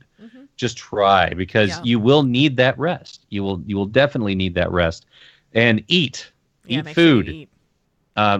I would save a little coin up when you're there and eat at a couple of the food trucks, because they're going to be out there in droves, and there's usually a line. But the food's really good. It is a little pricier, but I mean, you're getting real awesome food out of a truck in the middle of the California desert at a convention. So there's a little bit of convenience fee there. But, if you do, a lot of the places don't serve, all the hotels really don't serve breakfast for free. So one thing to do if you're in town and you have access to a vehicle, or if you can Uber it, go to a supermarket, get like granola bars or beef jerky, or get some food to have with you, because it's always good to have a snack, because you can randomly get hunger pangs in the middle of the day when you're in between meals or something, and you can't quite get there to get some food. So it's always good to have something ready to eat, something to snack on, just to help you get the boost of energy. So I definitely recommend that. I'm going to have protein bars like in the room. There's going to be one in my bag at all times just in case. So, Yeah. I mean, there's just so many things, but there's so many little things, but yeah, most important, have fun, have a blast, enjoy your time. We hope we get to meet you at some point. Mm-hmm. We love hugs. We take pictures. We'll even sign stuff if you want us to. But most importantly, we just want to say hi to you. So yeah. We'll also have the rest of the Triple T buttons that we had last year. We'll have those, and so if you want a Triple T button, I got them. He's got them. I got them. Just ask, and you can have one. That's awesome. So that is our BlizzCon roundup. We look forward to seeing you guys, and like I said, plan on us being off for about 2 weeks just in case. If we're lucky and I still have a voice, we'll hit up the following week and we'll talk about everything. So we'll see. But the last 3 years I've been voiceless the week after BlizzCon, and it takes a full week for me to get it back. So we're just gonna plan on it being that way and hope that it turns out to be the other way.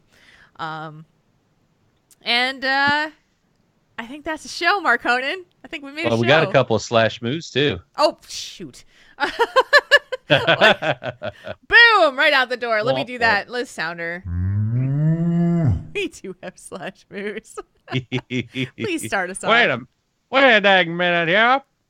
From our good buddy Major Death, a big slash moo to the organizers of the BlizzCon community events, the CTR party, and Con Before the Storm. Thank you for all the great and hard work. I can tell you what, those folks at Con Before the Storm, I know how hard I have to work. They probably work twice as hard as me because their party has more moving parts. So give those guys a huge high five if you're there. Tell them how much you appreciate what they do. Yeah. Definitely. Torme says, a slash move to all those that I will finally meet at BlizzCon. As Tracer says, be kind or I'll rewind. Awesome. I mean, that's Solomio, by the way. And it's and it's just awesome that we finally get to meet you in person. I know. I can't wait. And also, like I said before earlier in the thing, slash move to Face Pull in CTR for letting me tag along and be a dead gnome on the side of the road for most of the fight. For that, ahead of the curve, Fiat strength. You were roadkill. You were roadkill. I was roadkill. I was squished mage on the side of the intergalactic highway with that spaceship. That's awesome. I'm lost in space. All right. Now that's a show. Oh, wait. No, Winchester threw one in there. Oh. So slash move from Winchester goes out to everyone going to BlizzCon. I wish I was going there to meet you all this year, but please be safe and have fun. Will do. Thank you. So let's see. Anything going on between now and when you leave on Tuesday? Just working? Whole lot of 2 more days of work, and then just a lot of prep, trying to get it all done. I know it'll all work out, but I'm just like going around like mad trying to make sure everything's ready to go for when I leave, so that I don't have to worry about anything. I've got planes, trains, and automobiles are all squared away, so I can't wait. It's just awesome. It's so exciting. I might go to the beach this year. I've never been to the beach. Make a Shanka take you. He's got a car, right? Yeah. Like, hey, buddy, before we check into the hotel, can I at least see the ocean? I just want to go. I was like, hi. Hello, ocean. Hi, Pacific. How are you? You're looking well today. You look so spry. You look a little blue though. Are you feeling okay? Oh, that's awesome. I had to. All right, folks. Well, safe travels to BlizzCon. We are so looking forward to seeing you next week, and have a wonderful time. We can't wait to tell you about all of our adventures while we're there, and wish me luck. The CTR party goes off without a hitch. Everything is falling into place quite nicely, so let's continue that trend, in my opinion. And with that, we will bring this show to a close, as we always do, just like this. Tauren Think Tank is a proud member of the Signals Media All-Star Network. Find out more about the other great shows in the network by going to signalsmedia.com. Portions of the music and sound effects heard on this show can be found at incompetech.com and freesound.org. You can find us outside of the show on our website. You can find that at taurenthinktank.com. what will you find there? Well, you'll get information about our podcast and on all the other episodes too. And you'd really like some Triple T swag, because I'm almost always buying some every few months. So if you want to get some cool Triple T t-shirts, phone cases, mugs, notebooks, and laptop cases, just go to taurenThinkTank.com/store and give it a look. Thank you to all who support our show via Patreon. If you'd like to help out Triple T, you can do so at patreon.com/TaurenThinkTank. If you want to meet other members of the Triple T community, you can, because they're in Discord. The quick way to get there is tinyurl.com/TTTchat2. You can also like us on Facebook at facebook.com/Tauren Think Tank. You can find us on Twitter for the show at Tauren Think Tank. You can find Jules at Jules RPG. You can find me, Mark Conan, at Mark Conan Wow. Thank you, everyone. Thank you, chat room, for being with us tonight and hanging out every Thursday night at 8 o'clock Central Time. You can find the video stream at twitch.tv/Tauren Think Tank. We love seeing you here with us. My brain is starting to mush out, so we're just going to call that too. You are ready for BlizzCon. I am ready for BlizzCon. I need my vacation first. I'm also going to wish my dad a happy birthday as well. Happy birthday, Papa Jules. Love you. Happy birthday. And have a wonderful BlizzCon week, however you plan to celebrate it. Mark Conan? Jules. I'll see you on Wednesday. I will. Yes, ma'am. You're gonna love the hugs. I can't wait to see you again. Wait. We'll see you in 2 weeks, you guys. For myself, Mark Conan, the entire chat room. Until next time. /moo, everybody. /moo.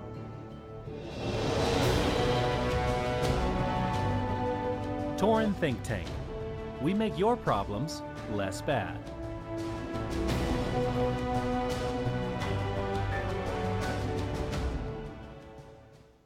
This podcast is a part of the Signals Media All-Star Network. For more information on this and other fine shows, go to signalsmedia.com. It's okay to stick our stuff in your ears. Really? Really? Really? I forgot to turn the... Oh, Spike just woke up. Can you see him? I see like half of his body. You can see from like his armpits video. down to his feet. Look on the video. All right, let me switch over. Yep, there's another half of him. he just fell out of his bed and walked to the... Yep, that's Spike. Waddle, waddle, waddle. Boom. He basically goes... The bed is like right on the other side of that doorway, so he gets out of the bed and he flops. That's my kitty. Oh my... Holy buckets! There you go. Oh my goodness. Okay. Oh, yeah.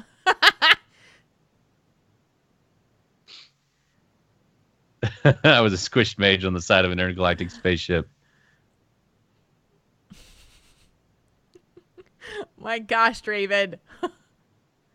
Poop or get off the butt. Stubby the toe.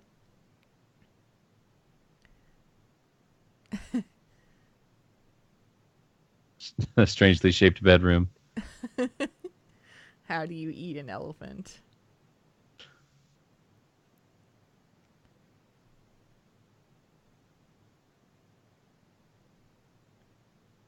Nice, Winchester. That's funny. Winchester. But you got your pin, which is awesome. Can't wait to get my pin. Oh, that's so cool. Can't wait. Let's see. Which one do you like? Well, the strangely shaped bedroom, that was one that I suggested, so I kind of like that one. It's my own personal preference. Strangely shaped bedroom. Okay, I can do that. Yeah, that's one. I do have a strangely shaped bedroom. Or Metaphor Conan.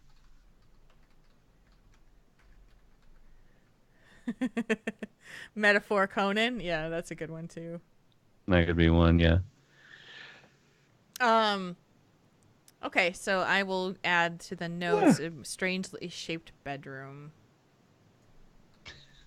It is strange. It's great. It's a nice, decent bedroom.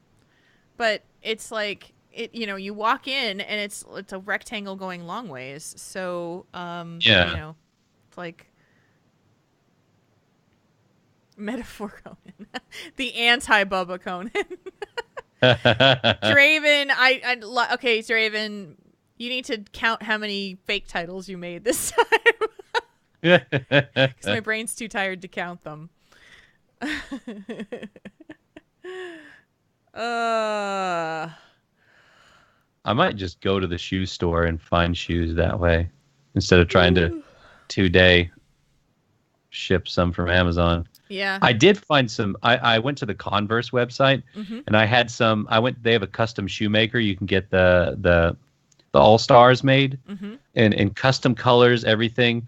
And I did it in my work colors, and I had cool like badges and stuff put on it. And I showed it to my coworkers, and they were like, "This needs to be a thing. We need to do this because it looks cool." Yeah. Like, yeah, and they fit the uniform. Yeah, they do. Was anybody watching HTC while we were doing the show? I can find out. I turned my fan back on. Oh my God, Draven. Oh, you did change your name to a Halloween name. That's awesome. Oh, you just see the data, girl? Yes. I love that gif of data, too. That's so awesome. Oh, who won? I gotta find out who won. You win. Oh, wow. Oh, and Silverbolt, I did see that about Poseidus and the other drop mount spawns. I did see that, and I am excited. I actually logged out last night in Vashir. Was it Vashir? Yeah, it's Vashir. Because I was rolling around looking for him. Because I want Poseidus so bad. Yes. Ro, I don't think... Hi, Ro, by the way. Hey, Ro. I don't think we're going to record anything at BlizzCon, so 250 will be the post-BlizzCon show. That'll be post-BlizzCon once Jules recovers her voice. Yeah, depending on how much voice she has when we get back. So the Thursday after might just be me streaming attempted mountain drops or something like that. Like, oh, I'm going to go do this, or I might play some Overwatch or something. Because I don't have Destiny 2, so I'm not playing that. 14, Draven. 14 fake show titles. Yeah, I mean, Ro, the truth of it is we know that I'm going to lose my voice at some point during BlizzCon because it has happened for the last 2-3 years now. 3 years. So we've attempted to try to do a show, and I don't have a voice after we get back. So it's like, well, I'm just like, we're just going to not be optimistic. Just be like, all right. Hope for the best, prepare for the worst. Exactly. Hey, another metaphor for you. Well, it's not a metaphor, it's just a saying. Any BlizzCon I got a million predictions? of them. Oh, I'm being stared at by a cat. You just stop yelling at my comment. I know. I yell at him all the time. That was the first thing she said to me. The first BlizzCon, she was like, Marconi! I know. I get across the lobby. I get a little excited. It's what happens. This is my happy time. Yeah. Yeah, no kidding. Yeah, by Saturday it's usually pretty much toasted, and then on Sunday or by Saturday I'm gone. It's usually gone, and then by Sunday it's like forget it. I'm squeaking. So. Yep. Hi, buddy. The squeaking weekend. Hi, Spike. Let's see. Predictions.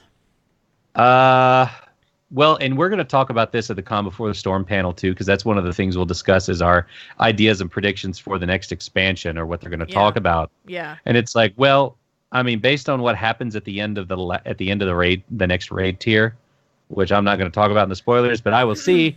I'm thinking we'll get, like, the first raid might be a Horde versus Alliance battle for Silithus. Yeah. Then the second one will be whatever the troll nation is. What is it? Zool? Is that the name of the continent or whatever? The troll continent or something? We'll have a troll raid. because that continent started sinking during the cataclysm, and they've been stressed out since then. So we'll do a troll raid in the middle, and then maybe Ashara. Well, Ashara might be the first boss, and then going against the final old god N'Zoth will be the final raid tier. And we're gonna have Kultiras will be the hub city, a port city. We're gonna have more boat mounts. We're gonna have boats and Zeppelin mounts because we have new models for the BlizzCon, so we'll have that. We'll be island hopping a little bit. Yeah, I think so. Because like Draven said, there must always be a troll raid. I mean, we didn't get one with Legion. No.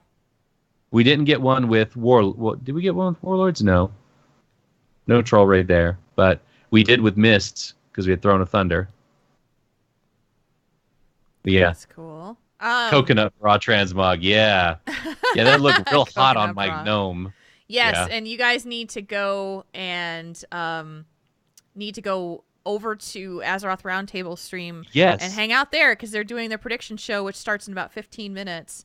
Uh-oh. Yeah. Who's on the wrong account? I bet you that's Josh. Probably so. Yeah, so you have to go over there for Azeroth Roundtable's annual BlizzCon prediction episode with Ro, Jocelyn, and Thist. It's going to be pretty awesome. So go give those guys some support if you're staying up for some while. I've got a show to post, but I'll try and I've got to go to bed. I know. So. I do too. I'm tired. I'm gonna pack it in a little earlier today. Some kitty did not let me sleep this last night, so. Ruh-roh. Yes, he did not. So. So my dog was wearing a sweater when I came in from work today. So it is now dog sweater weather. Dog sweater weather. What did you just say? Dog sweater weather? Dog sweater weather. Hi, Joss. Hey, Joss. Jocelyn. So, Joss, I gotta talk to you. I got my hair recolored tonight, and you can't even tell I got it colored. It's just my roots are covered. You can kind of tell. Yeah. I think my hairdresser just had a complete, she was just in a shit mood, and it's just I even showed her a picture of what she did last time, and she didn't want to do it. She didn't so my hair is violet-y, but there's no purple.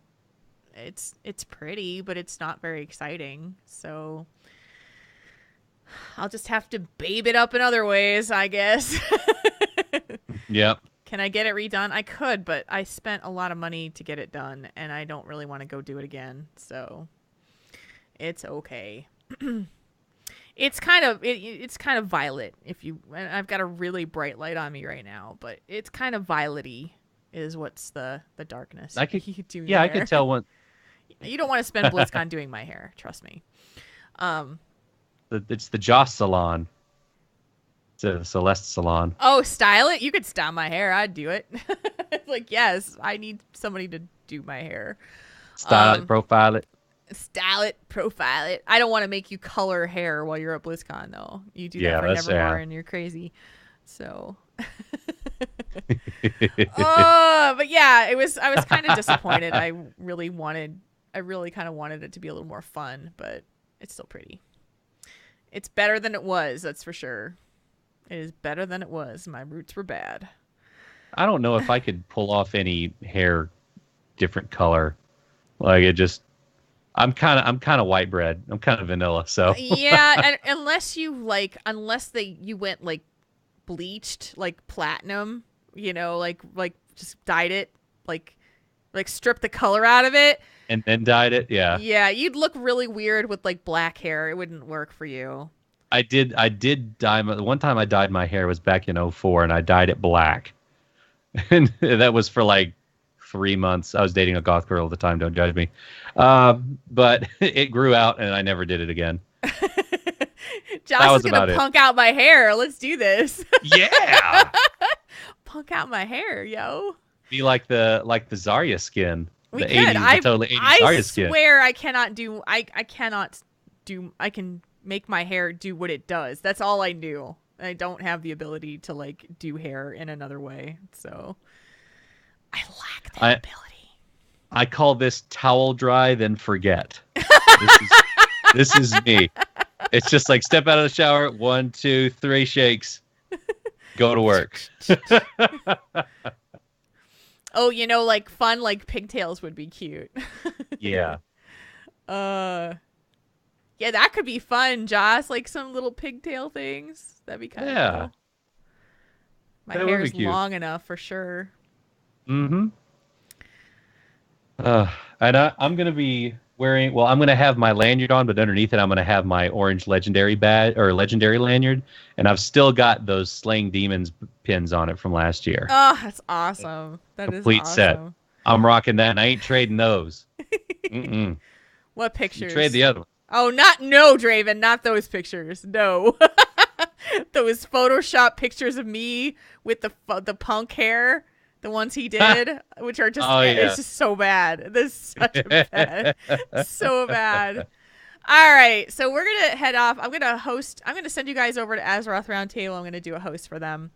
And so you guys can watch their show and go support Jocelyn, go support Ro, go support Thist, and of course Ben and John. And we'll see you guys at BlizzCon. Yes, we will see you guys next week. So happy. Can't wait. Host Azeroth RT. Bye, guys. See y'all later. /moo.